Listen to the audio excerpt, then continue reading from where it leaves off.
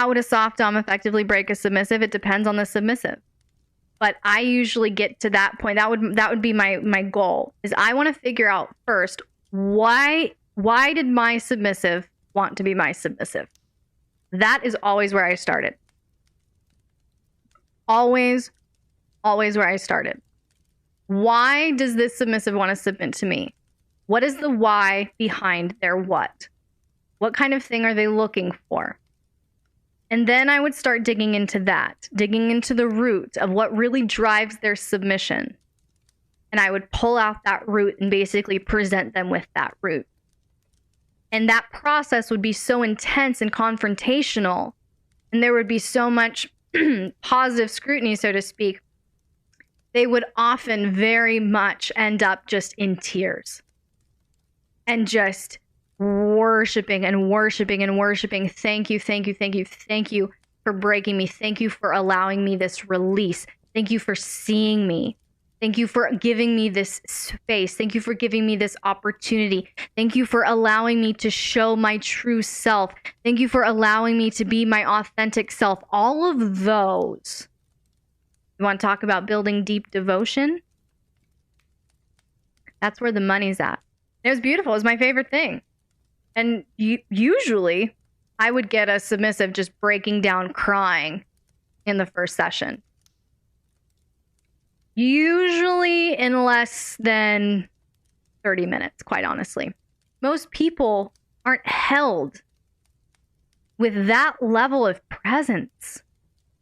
And that's really what really effective domination is you are holding a submissive in your dominant presence and energy in a way that they are not held in any other way, in any other sphere, in any other context. Do you remember that scene where Lee brought in, or she was bringing in, or I think she's picking up his plate of food? He was sitting in his office at his desk, Gray was, and she went in to get his plate of food that he just had for lunch, and she's walking around. She's walking back to the door, and he notices that her skirt has a cut in it, and he slams that book. What'd it do? It jolted her. And then he goes, basically he starts making these comments about the way you dress is disgusting, when you should be a reflection of me and this office and the professionalism here, right? He goes on that whole rant, and he starts talking about her hair. And why do you keep playing with your hair? If you're going to keep playing with your hair, then you need to wear a hairnet. And what is it with your tongue when you type? And he's going through all of these things. What is he doing? It's scrutiny. He is looking at her like under a magnifying glass. And what did that do? It was a reduction moment. And that reduction moment is often a huge point of arousal for submissives. Now, if you do not have a submissive who's into humiliation and degradation, you have to be incredibly careful with your words. But that is essentially what I'm talking about, Little Lemon, where a submissive walks into your presence and nothing is hidden. Nothing is hidden from you, the dominant. They are totally exposed before you. There is no hiding. There is no running. There is no shame. It is, I see you fully.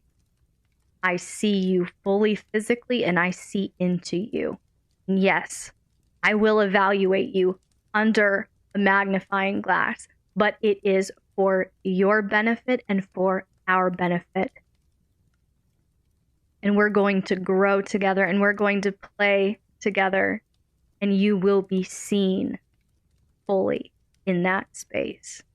So our next one, and a big one, is inducement and seduction. Again, inducement is not manipulation. It's not coercion. It's not compliance. Inducement is so fully and effectively convincing someone to your way of thinking or operating or preferences that what you want becomes their desires.